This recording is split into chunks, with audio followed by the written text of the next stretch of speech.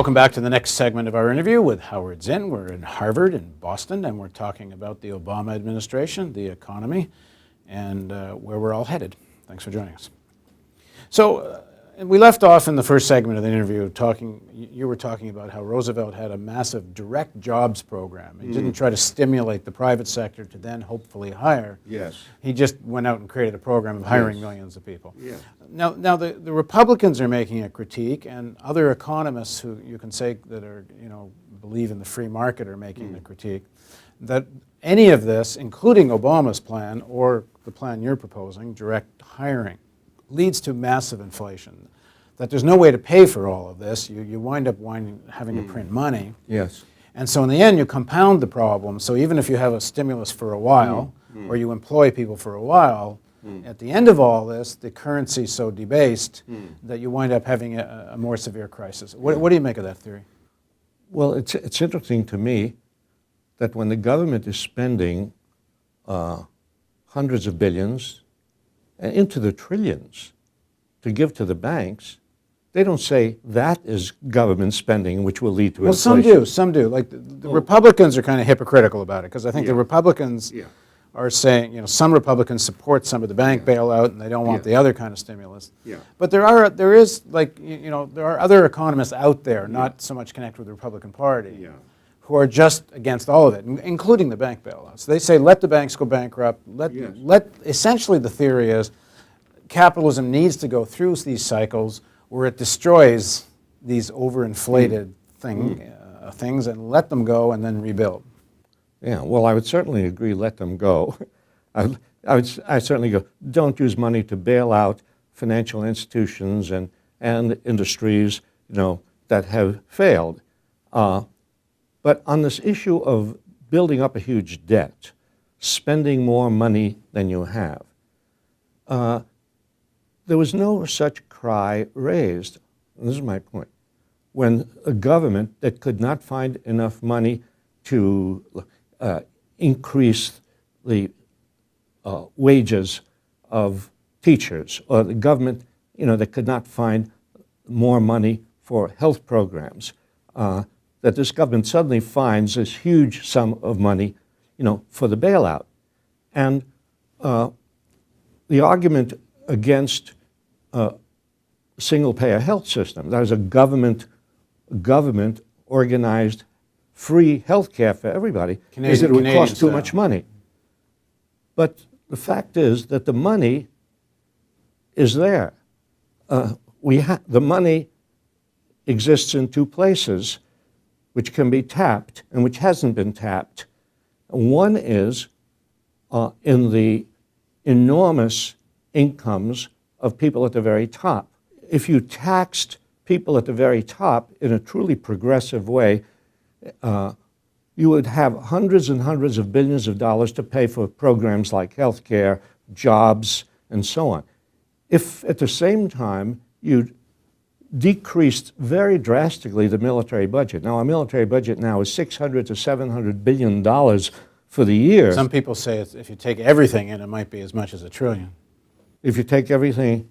If you include everything, associated costs with bases and other things, it might even be $1 trillion. So some people are suggesting $1 trillion, yes, exactly. That's a huge sum of money. Imagine making all of that money available to pay for these social programs with job creation, really free health care for everybody. What I'm arguing is that the money is available when you want to go to war. The money is available when you're bailing out big business, and suddenly the money is not available when you're talking about jobs and health care. And I think we need a sort of reversal of our attitudes towards what is government for. If you were assessing this period from the point of view of people's history, what do you make of this Obama administration so far? And what attitude should people take towards it? Because while from the left and even some sections of the right, Obama is not living up to what they hoped he would do, the Obama administration is in a fight with the Republican Party still and the right, even to do some of the progressive things they're trying to do, or incrementally progressive things they're trying to do. So there's this, the fight goes on with the right now, and then looming in the distance, not that far away, assuming this administration lasts 8 years. What happens 8 years from now if this administration is deemed to be a failure? And what kind of administration follows? Well, I think the job of the progressive movement is to try to make the Obama administration not a failure. I think I'm speaking here for the progressive movement, of course. They've elected me as their spokesman. I've elected myself. But well, you sold a lot of books. That gives you the... Of course. I think the job of the progressive movement is to save Obama and the Democratic Party from a defeat in the next election or 2 elections from now. Because if Obama continues with what I think are puny measures against a situation which is very far from puny, that this is a very serious crisis we're in, both abroad in foreign policy, in the 2 wars going on, and in the domestic economic crisis. If the puny measures continue, then yes, the Republicans will have a very great advantage in 2008, and a progressive 2012, and then 2016, I guess. But certainly 2008, yes, and so I think that a progressive movement needs to create a kind of energy around Obama and push the Obama administration into the bolder moves that will help solve our present situation and at the same time make his administration and the Democratic Party invulnerable to a Republican onslaught in that election that takes place 8 years from now. But how do you get there? Right now, there's barely, I don't know, I think they had a health reform, one of his consultative conferences. Yes. I think they invited one person that progressives considered a progressive. Yes.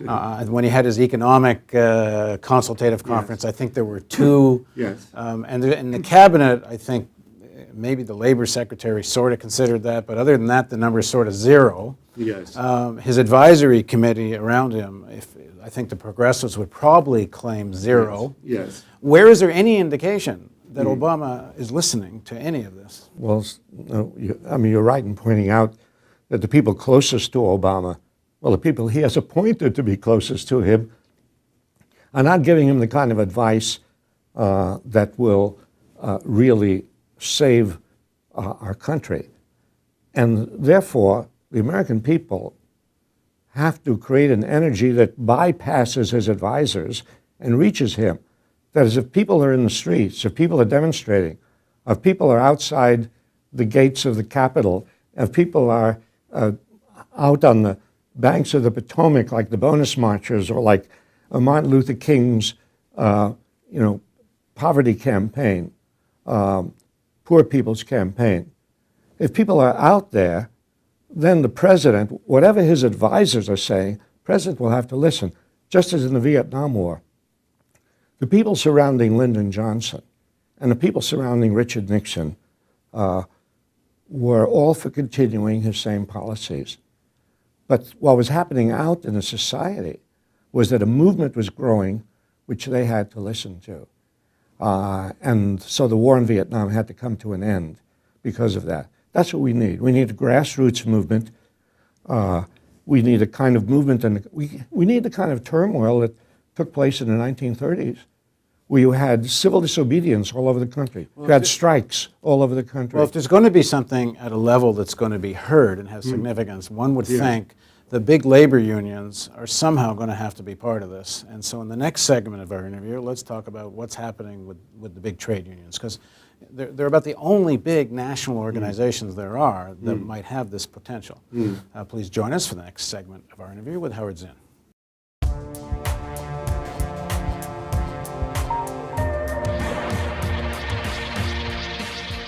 There are times when reality just asserts itself. In spite of the haze created by television news and entertainment, sometimes crisis rips a tear in the fabric of myth and propaganda. Now a profound economic crisis has ripped asunder The American dream itself. Millions of people losing jobs and homes. They lack proper health care and any real sense of security. Since 2001, workers' wages have fallen or remained stagnant, even though worker productivity has risen almost 33%. By 2006, the top 1% of households were receiving 23% of all pre-tax income, more than double what it was in the 1970s. It's the greatest concentration of income since 1928. As unemployment rises, we need to know why this crisis is happening and what we can do to defend ourselves. Why are wages so low? Why is the society so laden with debt? Is it in ordinary Americans' interest to have $1 trillion military budget to project power across the globe? Corporate television news won't ask these questions, let alone try to find answers. Only a truly independent news network can tackle these questions with courage and with ordinary people's interests in mind. We need a news network that's independent of corporations, governments, and political parties. We need the real news. But there won't be a real news network unless we raise substantial funds right away. The current financial crisis has hit our funding hard. Together, we do have the power to turn it around. There are already hundreds of thousands of people watching the real news every month. If everyone pitches in, we can build an internet and cable television network that will change the face of media forever. You can organize house parties, talk to friends at school and at work, send email blasts and spread the word. Distribute this video to everyone you know. Pick up the phone and call a few friends and suggest they visit therealnews.com. Invest just 10 minutes a day to ask friends and colleagues to join the campaign to create a truly independent source of internet and television news. Together, we can build this network. Just 50,000 people at $10 a month gets us to our first level of sustainability. You can help us reach this goal, and when we do, we'll move to television in millions of homes across North America. Help us reach an audience in the millions. Please contribute generously. Spread the word. Let's make the Real News television network a reality.